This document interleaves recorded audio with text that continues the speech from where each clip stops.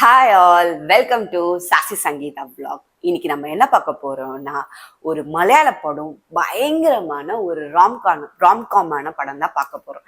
அது என்ன படம்னா ஓம் சாந்தி ஓசானா. இந்த படத்தை நான் ஃபர்ஸ்ட் நான் பார்த்த மலையாள படமே ஓம் சாந்தி ஓசானா தான். இந்த படத்தை பார்த்ததுக்கு அப்புறம் ஓ மை காட், எப்படி நான் இந்த படத்தை மிஸ் பண்ணேன்ற மாதிரி ஃபீல் பண்ற வச்ச படம் தான் இந்த படம்.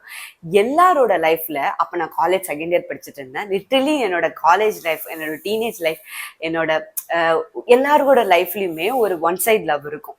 நம்ம அதை சொல்லவே மாட்டோம், ஆனா அவங்கள ரொம்ப பிடிக்கும். செமையா இருக்கு, சைட் அடிப்போம், எல்லாமே பண்ணுவோம். ஃபர்ஸ்ட் நம்மளுக்கு உள்ள வர இந்த லவ் ஃபீல் எப்படி இருக்கும்ன்றது தான் இந்த படத்துல காட்டியிருப்பாங்க. லிட்ரலி இந்த படம் யார் நடிச்சிருப்பாங்கன்னா நஸ்ரியாவும் நம்ம நிவின் பாலியும் தான் நடிச்சிருப்பாங்க.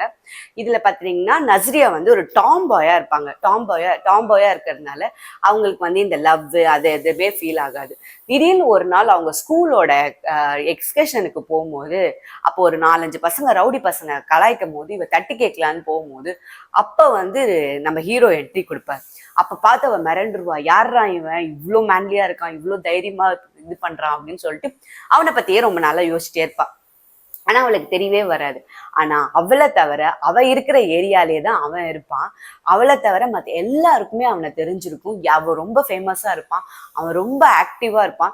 எல்லா விஷயத்துலயுமே ரெட்டு ஒண்ணு துண்டு ஒண்ணு, கரெக்டுனா கரெக்ட், தப்புனா தப்பு அப்படின்னு இருக்கவன அவளை பார்த்து அவன் ரொம்ப பிரமிச்சு போய் அவனை ஒன் சைடா லவ் பண்ண ஆரம்பிப்பான். ஆனா இவளோ ஒரு ஸ்கூல் ஸ்டூடெண்ட், பிளஸ் டூ படிச்சுட்டு இருப்பான். அவன் காலேஜ் முடிச்சுட்டு விவசாயம் பார்த்துட்டு இருப்பான் ஊர்ல. இப்படி இருக்கும்போது இவ கொஞ்சம் பணக்கார வீட்டு பொண்ணு வேற, இவ வந்து டாக்டர் வீட்டு ஃபேமிலி வேற.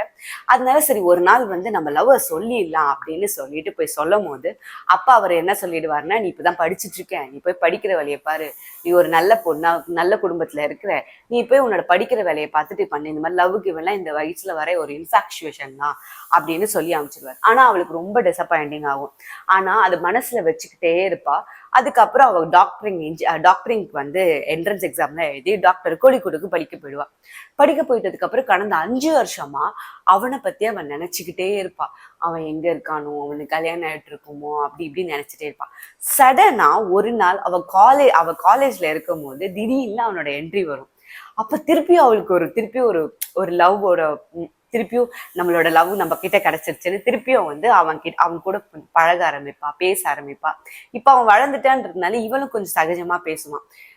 அப்ப வந்து அவங்க அம்மாவை அட்மிட் பண்ணியிருப்பாங்க. அவங்க அம்மாவை நல்லா டேக் கேர் பண்ணிக்கிறதா இருக்கட்டும். திருப்பி ஊருக்கு போய் திருப்பியும் ஊர்ல அவன் வந்து ஒரு சேவை பண்ணுவான். ஒரு சின்ன சொசைட்டி மாதிரி வச்சிருப்பான். அந்த சொசைட்டில சேவை பண்ணும்போது எல்லாமே பண்ணிட்டு இருக்கும்போது சரி இப்பவாச்சும் ஃபைனலா நம்ம போய் லவ்வை சொல்லலாம் அப்படின்னு போய் லவ்வை சொல்லும் போது அந்த டைமும் அவன் ஓகே சொன்னானா இல்ல ஓகே சொல்லலையான்றது தான் கிளைமேக்ஸ். பட் நான் அந்த கிளைமேக்ஸை உங்ககிட்ட சொல்ல விரும்பல. ஏன்னா அந்த கிளைமேக்ஸை எல்லாரும் நீங்க போய் பார்க்கணும்னு நினைக்கிறோம். நான் பார்த்த போது எனக்கு எப்படி இருந்துச்சுன்னா, அப்படியே எனக்கு உடம்பெல்லாம் அப்படியே ஜிவ்னு இருந்தது. ஓ மை காட், எப்படியா இது இவ்வளவு நாள் தெரியாம இருந்துச்சு அப்படின்ற மாதிரி இருந்துச்சு. இதுல வர பாட்டு எல்லாமே சரி ரொம்பவே சூப்பரா இருக்கும். அப்படியே நம்மளுக்கு நல்லா நார்மலாவே தெரியும் மலையாள படத்துல ஒரு செட்டை வச்சு பாட்டு பண்ண மாட்டாங்கன்னு. இது எல்லாமே கதைக்குள்ளேயே போகும்.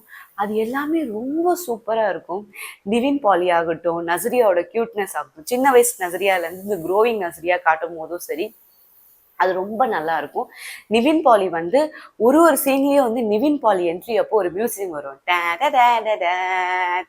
அப்படின்னு ஒரு மியூசிக் வரும். அந்த மியூசிக் போட்டாலே நம்மளுக்குலாம் அப்படியே ஜிவ்வுன்னு இருக்கும். அதுக்கப்புறம் கூட தனித்தனியா பண்ணியிருக்க மற்ற ஆக்டர்ஸா இருக்கட்டும் எல்லாருமே சூப்பரா இருக்கும். இந்த கதை பாத்தீங்கன்னா ஓவராலா வந்து ஒரு நம்மளோட சின்ன வயசுக்குள்ளேயே போய் எப்ப பார்த்தாலும், நான் ரீசெண்டா கூட பார்த்தேன், எப்ப பார்த்தாலும் ஓ மை காட் இந்த படத்தை நம்ம மிஸ் பண்ணக்கூடாது, எப்ப வேணாலும் பார்க்கலாம், இது ஆல் டைம் ஃபேவரட்டான படம்ன்ற மாதிரி சொல்ற அளவுக்கு இந்த படம் இருக்கும்.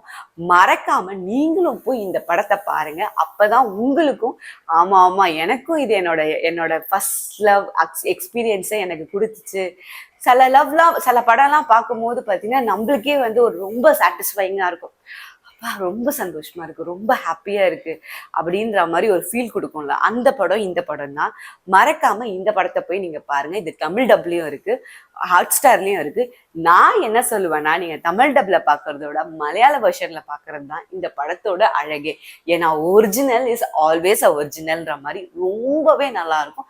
மறக்காம போய் ஓம் சாந்தி ஓசானாவை பார்த்துட்டு உங்களுக்கு அந்த படம் எப்படி இருந்துச்சுன்றத கமெண்ட் செக்ஷன்ல போடுங்க. இதோட இன்னொரு ரிவ்யூவோட நான் உங்களை பார்க்குறேன். Until then bye from sassy Sangeetha.